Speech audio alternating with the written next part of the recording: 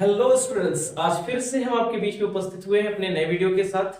जैसा कि आपने पार्ट फर्स्ट में देखा, हमने आपको सेंटेंस को पहचानना कि भाई सेंटेंस को पहचाने कैसे, फ्रेज को कैसे पहचाने, क्लॉज को कैसे पहचाने, इन सब चीजों को देखने के बाद आज हम बात करने वाले हैं सेंटेंस के कैटेगराइजेशन को और हम इस पे पढ़ेंगे सिंपल, कंपाउंड और कॉम्प्लेक्स के बारे में।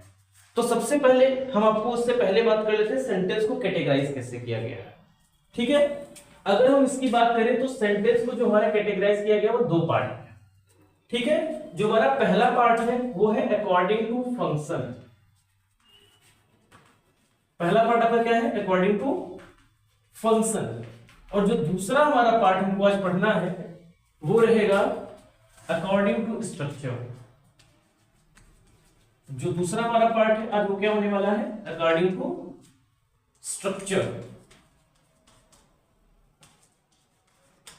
अब थोड़ा सा इस चीज में हम आपको बताएं कि जैसे बचपन से जो हमने कल जिस चीज की आपको चर्चा की थी कि हम लोग क्या करते हैं, जो भी हमको स्टार्टिंग में छोटे क्लास में हमको जो पढ़ाया जाता है वो अकॉर्डिंग टू फंक्शन से पढ़ाया जाता है। अकॉर्डिंग टू फंक्शन का क्या मतलब है, पहले मैं आपको इसको बता देता हूं। अकॉर्डिंग टू फंक्शन का मतलब होता है उसके कार्य के अनुसार, सेंटेंस में कार्य कैसा हो रहा है।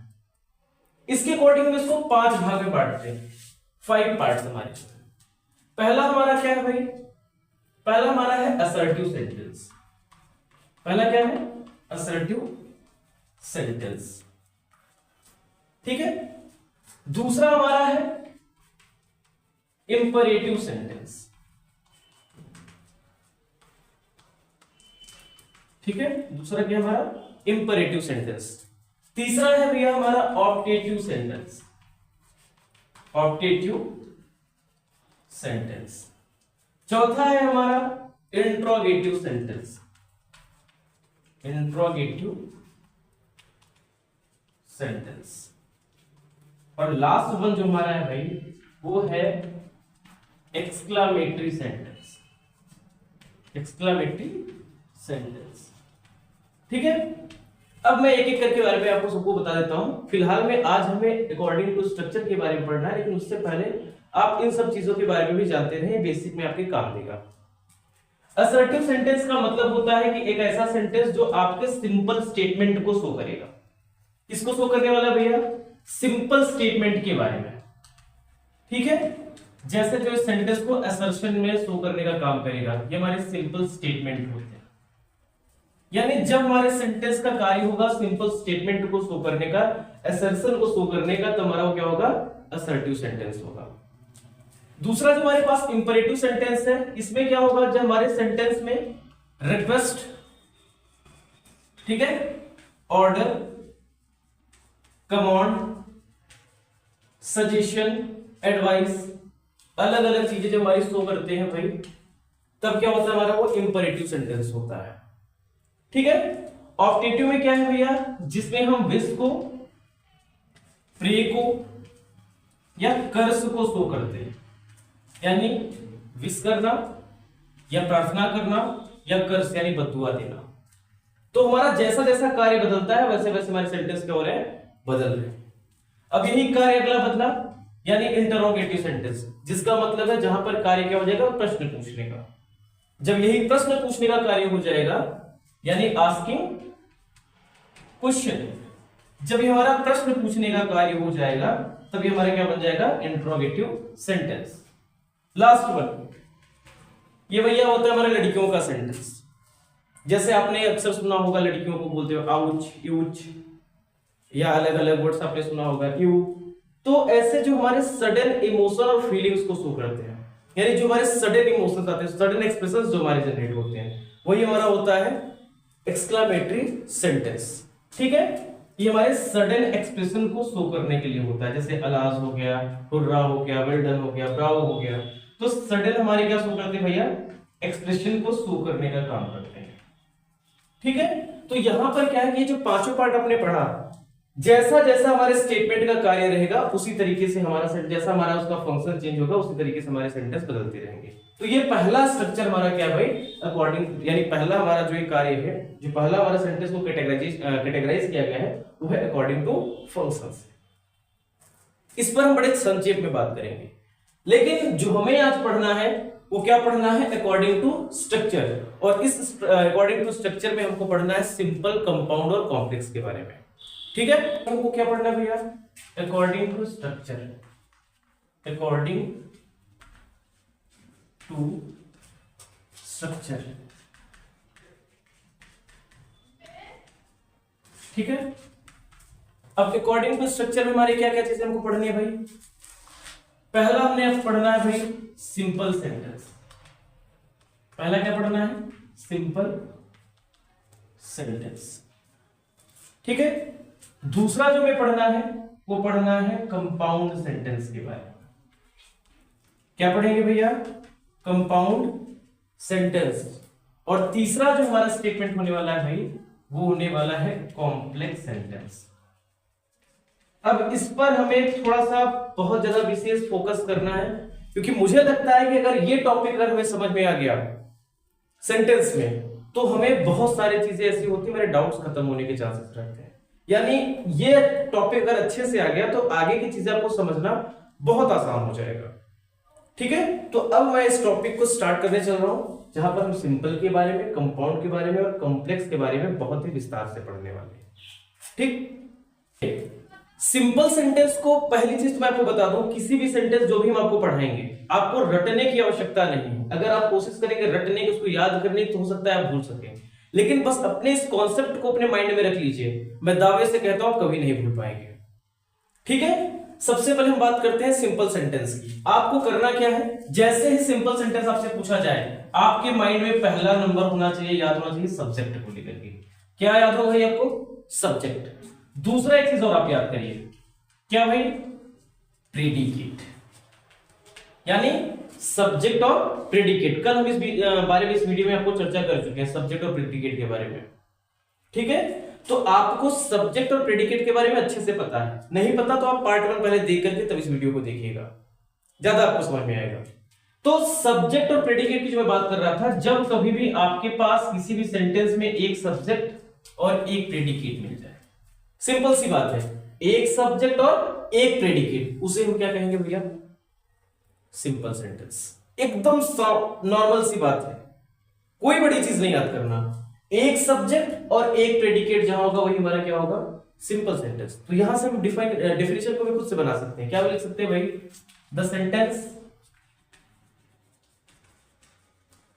which contains a subject and a predicate is called simple sentence।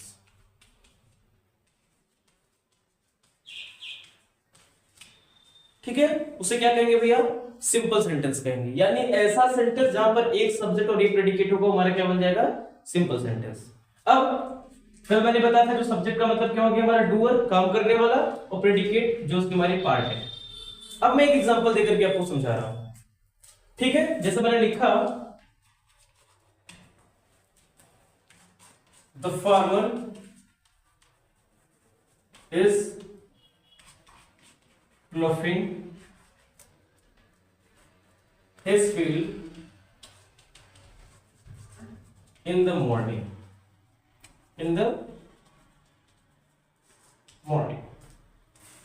अब आपके सामने मैंने एक छोटा स्टेटमेंट लिखा। अब यहां पर अगर मैं बात करूं सब्जेक्ट को पता करने का, कल मैंने तरीका आपको बताया था। तरीका क्या था कि आप कौन से प्रश्न करिए, वर्ब में, तो कौन जोत रहा है भाई खेत को, तो क्या उत्तर मिलेगा हमको, द फार्मर। तो यानी हमारे पास फार्मर क्या हो गया भाई, हमारा सब्जेक्ट। ठीक है, और आपने कल प्रेडिकेट के पार्ट्स को पढ़ा हुआ था। प्रेडिकेट के पार्ट में helping verb, main verb, object और अदर वर्ड के बारे में पढ़ा था। ये पूरा हमारा मिलकर क्या बनाता है, प्रेडिकेट। तो आपके पास क्या हो गया भाई, पूरा एक सब्जेक्ट हो गया और एक पूरा क्या हो गया, प्रेडिकेट। यानी जहां पर एक सब्जेक्ट और एक प्रेडिकेट होगा वही हमारा क्या बन जाएगा भाई, सिंपल सेंटेंस।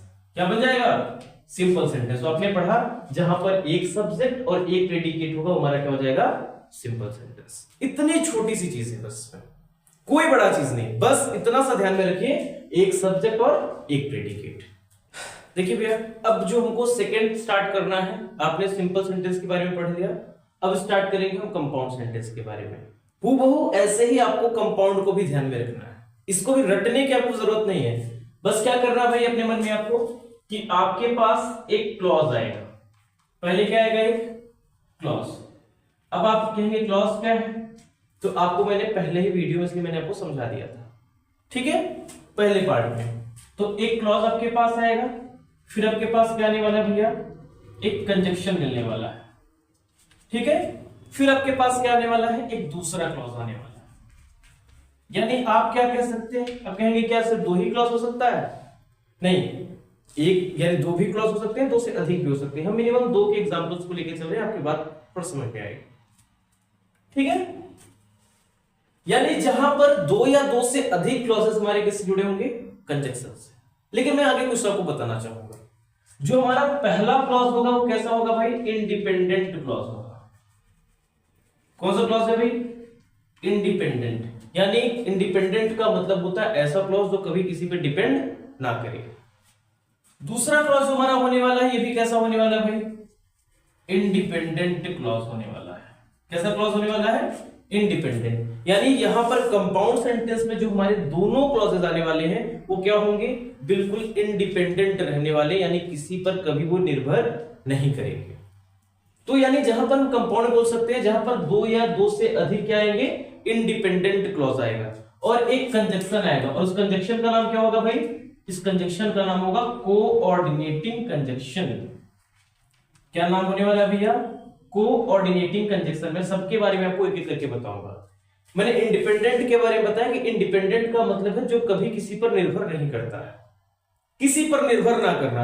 यानी अगर मैं इनको अलग कर दूं और इनको अलग कर दूं तो दोनों की अपनी अपनी मीनिंग होगी, कोई मतलब नहीं रहेगा। इस क्लॉज की अपनी अलग मीनिंग और इस क्लॉज की अपनी अलग मीनिंग, ठीक है। और इन दोनों को बस कोऑर्डिनेटिंग कंजक्शन से क्या कर लिया जाता है, ज्वाइन कर लिया जाता है। अब कोऑर्डिनेटिंग कंजक्शन क्या है, कोऑर्डिनेटिंग कंजक्शन का मतलब है जो इंडिपेंडेंट क्लॉजेस को जोड़ने का कार्य करेंगे। एक ऐसा कंजक्शन जो हमारे इंडिपेंडेंट क्लॉजेस को जोड़ने का कार्य करता है, वही हमारा क्या होता है, कोऑर्डिनेटिंग कंजक्शन।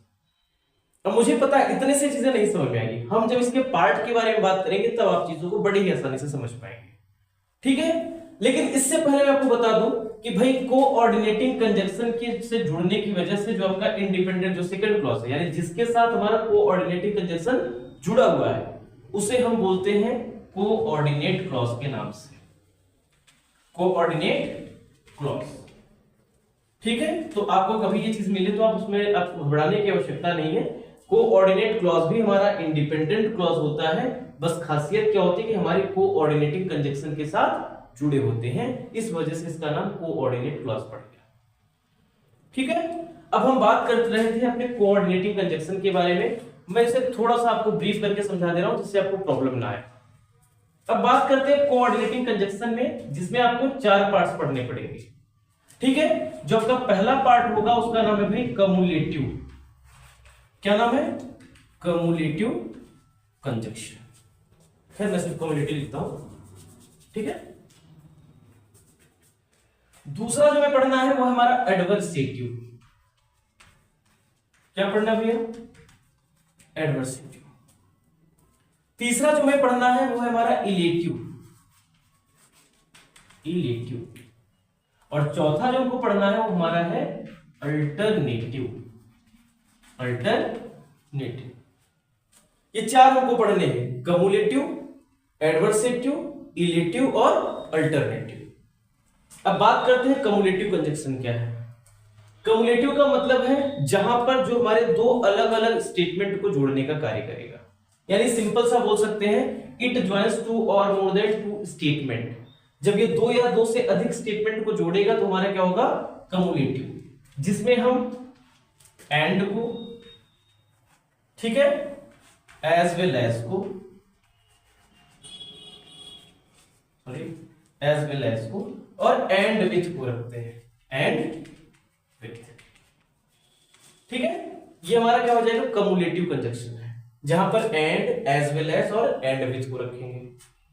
दूसरा हमारा है एडवर्सेटिव, जिसका मतलब होता है जो कॉन्ट्रडिक्शन को शो करेगा, यानी दो अलग अलग क्लॉजेस आएंगे वो क्या करेगा, उसको कॉन्ट्रडिक्ट करेगा, उसका विरोध करने का कार्य करेगा। यानी एक स्टेटमेंट किसी चीज को दिखाएगा, दूसरा स्टेटमेंट उसका क्या कर देगा, विरोध कर देगा। इस विरोध में हम यूज करते हैं भाई बट को, येट को और स्टिल को। ठीक है, बट, येट और still, that is adversative conjunction, coordinating की बात कर रहे हैं। तीसरा हमारा इलेटिव है। इलेटिव का मतलब क्या होता है, जो हमारे रिजल्ट या रीजन के बारे में बात करेगा, किसी चीज का कारण बताएगा, और इस कारण के लिए हम यूज करते हैं सो का,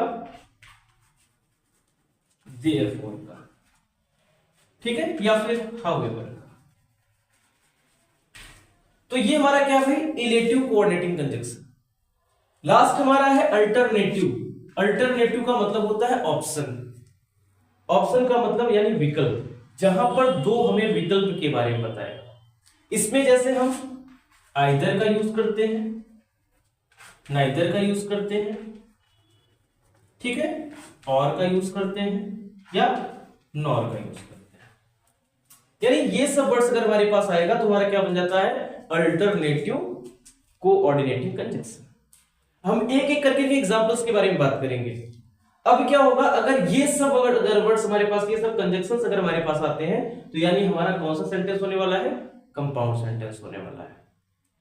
ठीक है, अब अगर हम यहां के एग्जांपल की बात करें कम्युनिकेटिव में, जैसे मैंने लिखा एग्जांपल में, I came home and I slept. क्या भाई, पहला स्टेटमेंट हमारे पास क्या है, आई केम होम, एक स्टेटमेंट खत्म, एक क्लॉज खत्म। दूसरा हमारे पास क्या है, आई स्लेप्ट। ये भी अगर मैं दोनों को अलग कर दूं, आई केम होम को, आई स्लेप्ट को, दोनों में आपस में कोई सामंजस्यता नहीं है, आराम से अलग हो सकता है, उसके मीनिंग पर कोई प्रभाव नहीं पड़ेगा। लेकिन इसको हमने क्या किया, एंड से जोड़ दिया, और यही एंड हमारा क्या है, कम्युलेटिव कोऑर्डिनेटिंग कंजंक्शन। तो हमारे दो अलग अलग इंडिपेंडेंट क्लॉज हो गए, इस कंजंक्शन से जुड़ गए, कोऑर्डिनेटिंग कंजंक्शन से, तो हमारे क्या बन गया, कंपाउंड सेंटेंस बन गया। ठीक है, अब ऐसे एडवर्सेटिव की बात करते हैं। जैसे मैंने लिखा,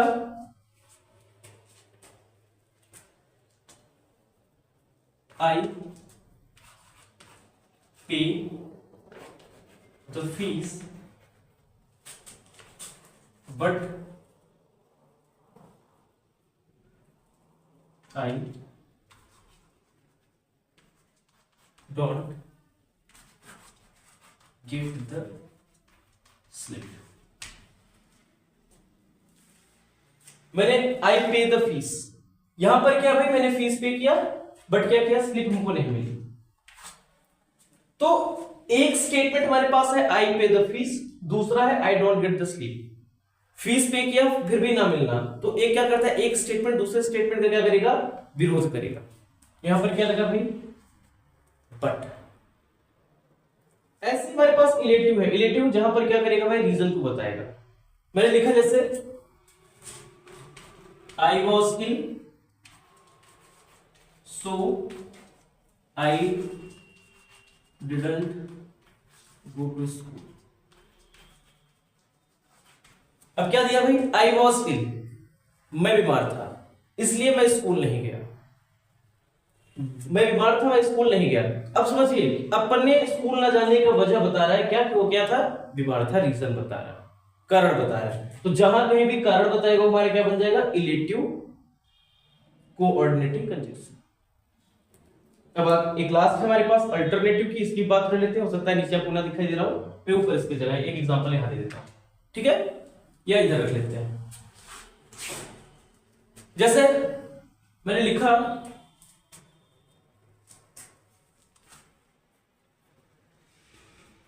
आइदर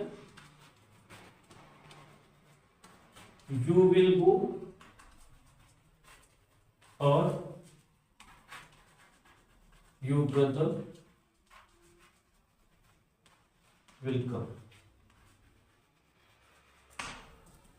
अब यहां पर क्या है, either you will go और your brother will come। अब यहां पर भी स्टेटमेंट में आप देख सकते हैं, either का और का यूज किया गया है, और यहां पर ऑप्शन दिखा रहा है, या तो आप जाओगे या तो तुम्हारा भाई आएगा। तो दो स्टेटमेंट में क्या कर रहा है भाई, ऑप्शन को शो कर रहा है, और जहां ऑप्शन शो करेगा वो हमारा क्या हो जाएगा, अल्टरनेटिव कोऑर्डिनेटिंग कंजक्शन। अब इतना समझने के बाद इतना आपके माइंड में बन चुका होगा कि भाई हमारा कंपाउंड सेंटेंस क्या है।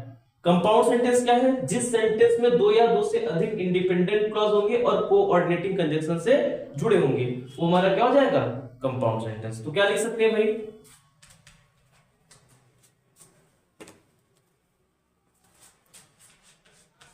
The sentence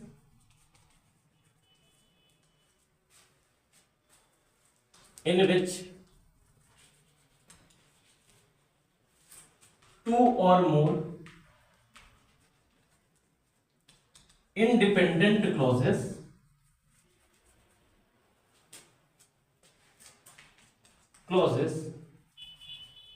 are joined with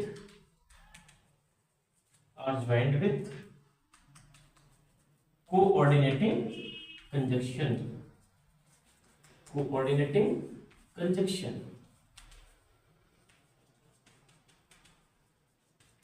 is called compound sentence. अब मुझे बताइए कोई डाउट आपको? तो यहां पर आपको मुझे लगता है कि कंपाउंड पूरी तरीके से समझ में आ चुका होगा। बस मैं एक बार फिर से आपको रिकैप करा दूं। कंपाउंड में आपने क्या पढ़ा भाई, कि जहां पर दो या दो से अधिक इंडिपेंडेंट क्लॉज कोऑर्डिनेटिंग कंजक्शन से जुड़े होंगे। Means of that, I have told about the compound sentence. What is this? The sentence in which two or more independent clauses. Independent clauses, that means that do not depend on any other clause. Okay? And that is joined with coordinating conjunction. And the independent clause that is joined with coordinating conjunction, that is called coordinate clause. Okay? And the coordinating conjunction, that is of four types. What are they? First one, that is cumulative, second one, that is adversative, third one, that is elative, and fourth, that is alternative. Cumulative, that means it is used to join two or more than two statements. Okay, for example, you have seen and, as well as, and with. And next one, that is adversative, that means that shows the contrast or contradiction between the two statements. Okay, that means but, yet, or still. Another conjunction, that is elative, that shows the result or reason between the two statements, that is so, therefore, and however, and other things.